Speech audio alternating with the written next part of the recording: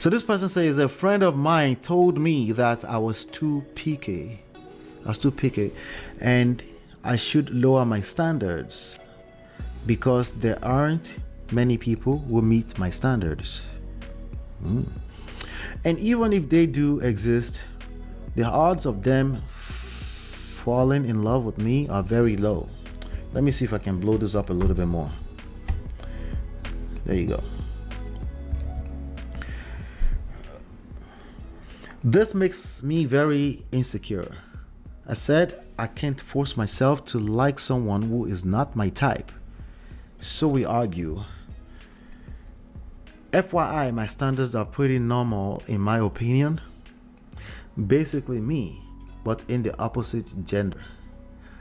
I like guys who have similar hobbies to mine: cooking, reading, painting, playing the piano. Not asking them to be good at everything because I'm not a professional myself either. I just want them to know how to do a little of each thing, or at least have an interest in them, right? I'm hoping my future significant other will be above 5'11" in height, right? All of my exes are around 5'3". Meanwhile, I'm 5'4". I have never been in a relationship with anyone who is taller than me, so I really want to experience it. The last thing is they must know how to dress, the basic but clean kind of vibe. An example fit: t-shirt, shorts, tote bag. What is tote bag? I'm confused on what that is. I'm not really a fashion person. I'm guessing it's some kind of part of fashion accessories, right? I really don't know if it's too much to ask for. Should a person change their personal preference just because there are very few people who meet their standards? All right. So let's talk about this really quickly. First of all, I want to know your thoughts in the comment area. Okay, let me know your thoughts about this. But let me share my thoughts. Okay, and then I want to know if you agree, disagree with anything, or you feel like you can add some value. I want to know in the comment area, right? So again, let's go over it again. A friend of mine told me that I was too picky and I should lower my standards because there aren't many people who meet my standards. Again, it depends on what you mean by standards, right? But I see, and the title says preference, right?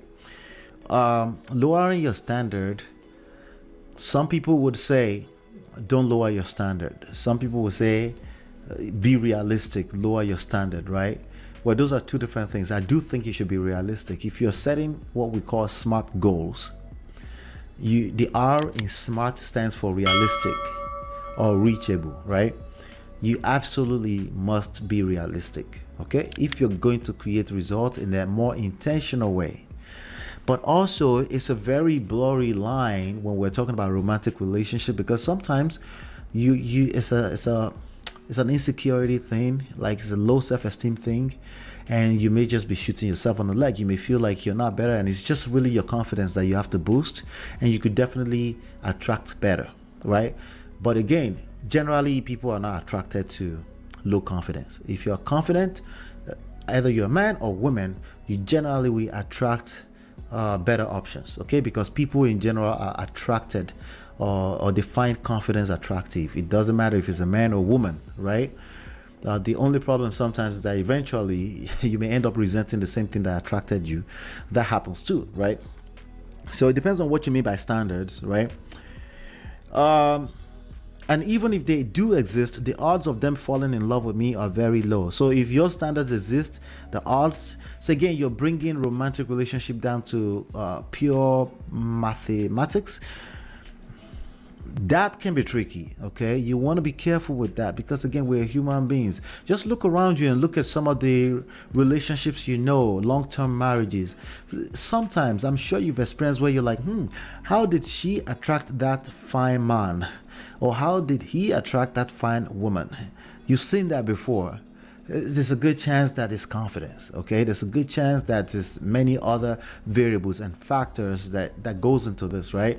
So it's not just about looks. Sometimes you start having conversation with people and you just can connect with something and it's not the looks, and you may just end up becoming married to that person. It happens all the time.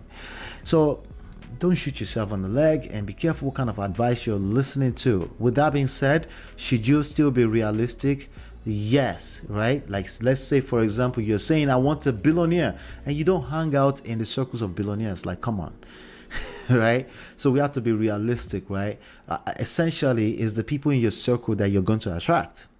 It's going to be one of those people. And in addition to that, you're going to attract who you are as a person. So if you haven't been working on yourself and you're trash, there's a good chance you will attract trash. Just a chance. It's not absolute. You know what I mean? This makes me very insecure. Yeah, I can believe it. That it makes you feel insecure. Somebody is telling you outrightly that you don't deserve better than you think. Of course, that will make you feel insecure, and it can show up in your confidence level. I said I can't force myself to like someone who is not my type. So we argue. Okay. So you said you can't force yourself. I can't force myself to like someone who is not my type. Oh, okay. Yeah. So somebody is telling you, like, and these are sizable books. They're minimum 200 pages. You can download them absolutely for free by simply going to, for example, this one, you just go to getmymarriageback.com, smartrealestatewholesaling.com, realestatemoneysecrets.com. So yes, I am a 3 times author. Those books are out there for your consumption, and they are also available everywhere on Amazon, anywhere that you pick up books. So in case you prefer a physical book like that, lower your standard. Stop looking for a 6 figures and 6 packs dude. And you said, like, at this point, there's a good chance that they're seeing something. Maybe you're unrealistic, right? There's a chance that they're seeing that. Again, you just want to assess it, right? But let's say you say something like, I'm looking for a God-fearing man, right? That can be unrealistic too. It depends on what you mean by that. There's a lot of God-fearing men that simply don't pray 3-5 times a day. They just don't. And they're God-fearing men, right? There are many of them. So if your standard is too high on that, if it's not like a prayer warrior type of dude, you may struggle. Maybe they're seeing that, right? If that's not the case, again, it depends. I would really want to know the specifics of what you call unrealistic or your standards are too high. But you said, for your information, my standards are pretty normal, in my opinion. But it sounds like you don't believe that, right? Because if you did believe that, another person would not be able to talk you out of it, right? Now, at some point, somebody would say, Ola, but you should be telling these people the truth. Like, let's tell them sometimes they're delusional. No, that's usually, if you say things like that to me, that's usually telling me more about you than the person we're talking about, right? Why do you feel like women are delusional, right? I would want to know why you feel that way. But back to the person who wrote this, right? If you're saying, for your information, my standards are pretty normal, it sounds to me, and you wrote this in, right? It sounds to me that you don't really believe that. And that means you don't have the confidence that that's true. And when you have low confidence, it affects everything. Again, it's not attractive, right? So basically me, but in the opposite gender. So now this is where she started to mess up. She said, basically me, but in the opposite. So she started to tell us what she's looking for. I like guys who have similar hobbies to mine. That's unrealistic expectations, okay? Usually you're going to find people that don't necessarily have the same hobbies, and that doesn't mean they're not compatible. You're looking to create sexual polarity and not the other way around, right? And that usually means one side is opposite of the other side in terms of polarity, right?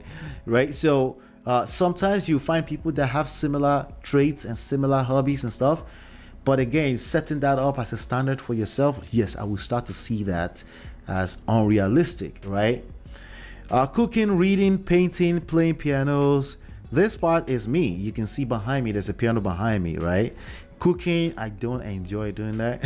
Okay, I can cook actually, but I don't enjoy doing it, right?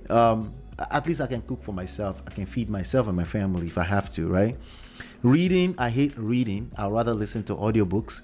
Painting, absolutely, I cannot relate, right? So someone like me already will fall short on this. Most people will probably fall short already. So I can already see there that those standards are not realistic, okay? Not asking them to be good at everything, because, like, listen, it's not about good at everything. I'm not even interested. Right? Because I'm not a professional myself either. I just want them to know how to do a little of each thing, or at least have an interest in them. Actually, I have zero interest in at least three of everything on that small list, of a very small list, right? I'm very interested in playing piano. But the reality is that I may meet you, I might say, hey, I play piano, right? And you may say, oh, yes, and we may relate at that level that you could care less about everything else. But if you set yourself up to feel already like you start to checklist and I don't check at least three of the stuff on your list, you see how you shoot yourself on the foot. We may have conversation to the point that I'm willing to, hey, hang out with you and do this cooking and all this thing with you, but then you miss out because we're not even going to have conversation at all, to even much less discovering if I'm willing to engage that or not. So yes, in this time and age, a lot of people are shooting themselves on the leg with unrealistic standards, unrealistic expectations, unmanaged expectations. We are human beings. We naturally have expectations, but you need to manage them. I'm hoping my future significant other will be above 5'11". And you say all my exes are around 5'3". You've been dating short guys, so I can feel your pain. Meanwhile, you're 5'4" and you've been dating 5'3". Damn, yeah, I can feel your pain on that. But you know, we could probably work with that, right? There's nothing wrong with looking for a taller guy than yourself. And most people would say 6 feet. At least you said 5'11".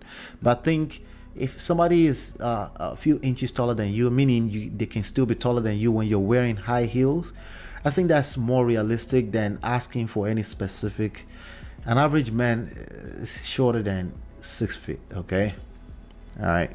So that's another thing you can actually adjust, right?